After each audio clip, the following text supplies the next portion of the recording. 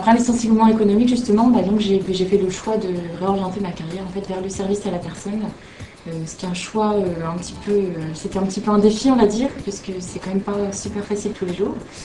Mais c'est quelque chose qui m'intéresse et par lequel j'étais vraiment concernée, puisque la garde d'enfants, c'était un problème que j'ai rencontré vraiment moi-même en tant que maman de tout petit. Et voilà, une maman qui travaille, elle n'a pas toujours des solutions adaptées en fait, pour aller travailler et faire garder ses enfants en parallèle. Donc j'ai été sur ce créneau qui me paraît vraiment très important et avec un très gros avenir sur le.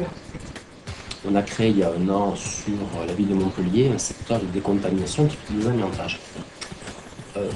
Au début, on était 5 salariés et ça fonctionnait bien. Et puis, fort de notre succès, on a plus de chantiers, donc un besoin rapide de nouveaux opérateurs.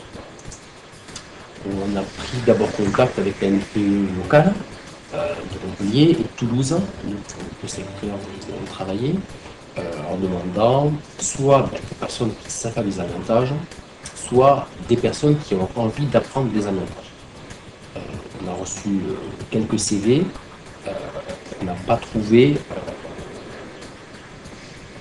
vraiment de candidats qui étaient adaptés, qui étaient efficaces.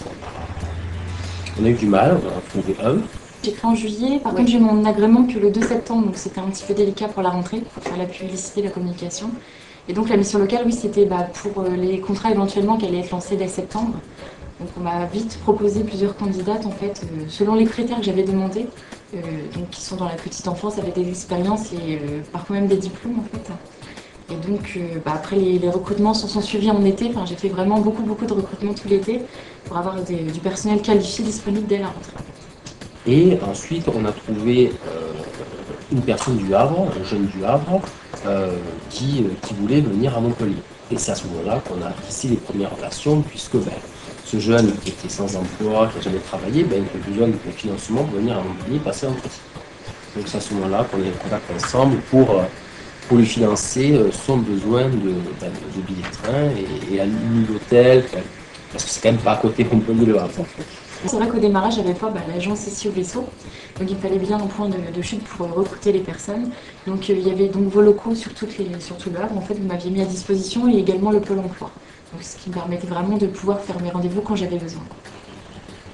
On a réussi à trouver 100% d'objectifs, c'est-à-dire on a embauché 4 personnes aujourd'hui. 4 personnes aujourd'hui, 4 jeunes qui ont moins de 26 ans. En CDI, à partir du 4 janvier, à Montpellier. Donc on est tellement satisfait. Enfin, on a vraiment atteint l'objectif et pas à contre-cœur. C'est vraiment des personnes, on est sûr qui nous plaisent vraiment. C'est vraiment des personnes, moi je pense qu'elles sont adaptées et qu'elles font bien leur boulot. C'est pas un choix de dépit. Donc ils sont arrivés sachant que c'était, la mission locale qui me les envoyait, ils étaient un peu plus en confiance aussi parce qu'ils savaient qu'on travaillait ensemble. Donc ça m'a permis ça, d'avoir quand même plus de candidats que je pense que si j'avais démarré toute seule, il aurait fallu que j'aille les chercher, ça n'aurait pas été évident. Quoi. Donc, et parallèlement, toujours pareil avec le Pôle emploi aussi, ça m'a permis. C'est vraiment deux profils différents. Quoi.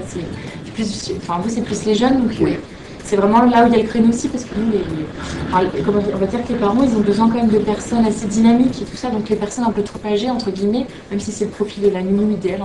Mais en fait, on va dire que oui, mais ils se rendent compte qu'ils ont quand même besoin, en sortie d'école, par exemple, de quelqu'un qui est dynamique, qui est assez jeune, qui puisse réellement faire des animations. Voilà, c'est ça. Donc, c'est pour ça le côté vraiment des jeunes, des personnes assez jeunes, on va dire même aussi matures, parce que c'est important quand même. Mais comme je dis, je ne pensais pas que j'en avais autant, parce que j'ai organisé une action similaire avec l'NPE local et la mission locale de Montpellier, sur des critères beaucoup moins élevés qu'avec Prat déménager, avec une formation. Non, c'était des personnes avec une formation technique au niveau BEP, CAP, Bac Pro, qui avaient envie de travailler. Et la NPE s'engageait à leur faire un FPR des financements. Et sur tous les rôles, la semaine dernière, on a trouvé 5 candidats et pas un valable. Donc j'étais quand même, je suis arrivé en me disant, je trouvais personne. Je trouvais personne. Et franchement, si j'avais à Montpellier autant de dynamique, autant de candidats possibles, je serais ravi. Parce que, et moi et d'autres entreprises, parce qu'on n'a pas de relais sur place pour les entreprises pour trouver des jeunes qui ont envie de travailler. J'ai fait la commission de ma mission locale à l'âge de 16 ans, suite à ma sortie du scolaire. J'étais sortie du système scolaire parce qu'en fait j'étais plus du tout, j'étais en échec scolaire complet, du coup j'étais en retrait, j'arrivais plus du tout à suivre les cours, j'avais plus du tout l'ambition de rester à l'école. Je suis sorti de l'école il y a 1 an et j'étais dans une recherche d'emploi et j'arrivais pas. Je me suis inscrit à la mission locale. Mon objectif c'était de trouver du travail dans l'électricité. Mais ce qui n'était pas facile, c'est que je sortais de formation et je n'avais pas encore d'expérience. Donc ça a été très dur et éventuellement pendant 6 mois je suis resté au chômage parce que bon, pour les employeurs il faut de l'expérience, mais bon, si on n'a jamais une première expérience, on ne peut pas en avoir. Donc j'en suis partie avec des projets, le projet entre autres de faire un contrat d'apprentissage dans la vente. J'ai commencé à prospecter un petit peu, j'ai travaillé un petit peu et puis très vite je me suis rendu compte qu'en fait il fallait avoir un minimum de niveau pour pouvoir accéder à une formation. Donc c'est là que j'ai découvert la mission locale. J'ai commencé mes études dans un lycée à Petite Enfance. J'ai pas de travail, j'ai été dans la mission locale. Je suis suivi par la mission locale depuis 2004, donc, pour mon projet professionnel. Donc je suis rentré à la mission locale suite à 2 ans de chômage. J'ai rencontré la mission locale pour mon projet professionnel. Donc en fait, je suis venu la première fois pour un apprentissage en restauration. On a beaucoup discuté par rapport au projet, aux envies et les choses à mettre en place. Ahmed, en premier, ce qu'il m'a dit de faire, c'est d'essayer de m'inscrire dans toutes les boîtes d'intérim, le maximum que j'ai pu en faire. La mission locale m'a beaucoup aidé dans ma recherche d'emploi. Après, je suis entré dans un dispositif qui s'appelle le dispositif ADECO. J'ai rencontré Franck Le Maréchal qui m'a beaucoup aidé par rapport à mon parcours de la recherche d'emploi en fait. J'ai bénéficié d'un accompagnement régulier, donc ce qui m'a permis aussi de faire des ateliers à la recherche d'emploi. Il y a quoi d'autre? En fait, par exemple, moi, je connaissais bien certaines boîtes d'intérim. Il y en a d'autres qui ne connaissaient pas. Donc, moi, je disais qu'ils pouvaient aller là, etc. C'est vrai qu'on n'est pas censé tout connaître, mais en faisant cet atelier-là, ça nous a permis de pouvoir déjà de nous encourager mutuellement. Et c'était une très belle expérience parce qu'après un atelier pareil, on en apprend davantage.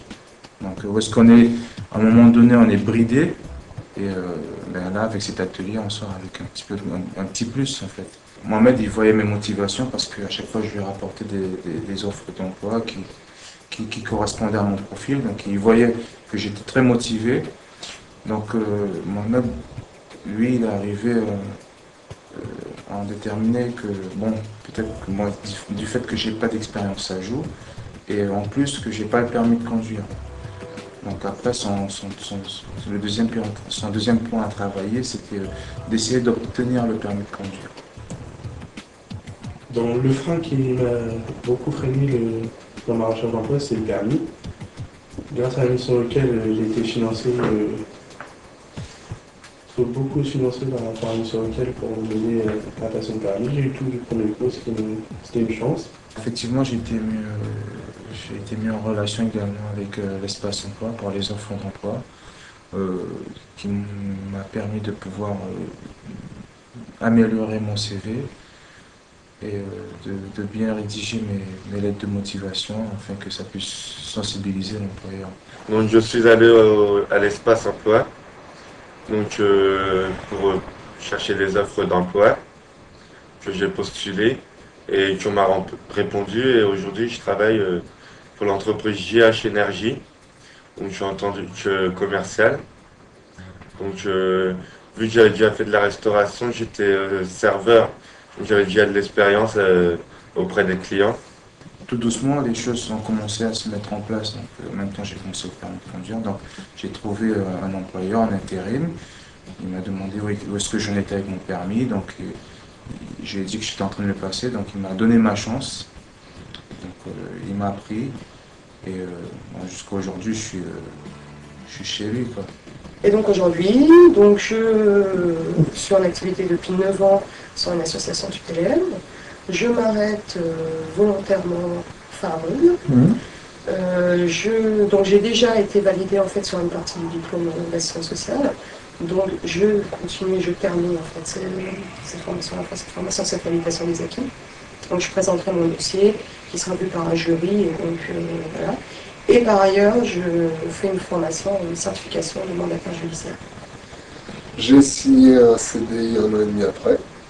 Ensuite, suite à ce CDI, au jour d'aujourd'hui, je suis en formation de moniteur éducateur. Ça fait donc 3 ans de CDI. Je rentre en formation pour 2 ans. Et après, il y a encore plein de projets dans l'ouverture d'esprit suite à cette formation sur le handicap, pourquoi pas passer le diplôme d'éducateur spécialisé. Tout ça grâce à un suivi très soutenu et poussé, parce que quand on est dans la difficulté de trouver des gens qui nous aident à avancer et à retrouver l'envie et le goût, merci à la mission locale et les gens qui travaillent au sein de cette structure. Faut aller au rendez-vous et faut pas lâcher. Il y aura que ce soit une formation ou un emploi, il y a toujours quelque chose au bout du compte. À l'harcèlement, parce que j'étais tous les jours ici, mais je voulais montrer que j'étais motivé, que je voulais à tout prix du travail pour m'en sortir. Non, mais s'il y a des filles, enfin pour vous les filles, s'il y a des filles qui ont du caractère et qui veulent vraiment foncer, bah, mettez-vous de tir. Faut y aller à fond, pas se laisser marcher dessus non plus. Il faut y aller à fond et si on a vraiment envie, on s'en sort. En conclusion, toujours avoir confiance en soi. Parce que sans ça, on n'y arrive pas. Aujourd'hui, c'est vraiment le seul endroit où en fait, quand on est en bas, on peut espérer remonter un petit peu. Mais voilà, c'était très enrichissant et puis ça permet aussi de se remotiver. Aujourd'hui, je suis toujours là et j'en tire une belle expérience qu'il ne faut jamais baisser les bras. Il faut toujours s'accrocher.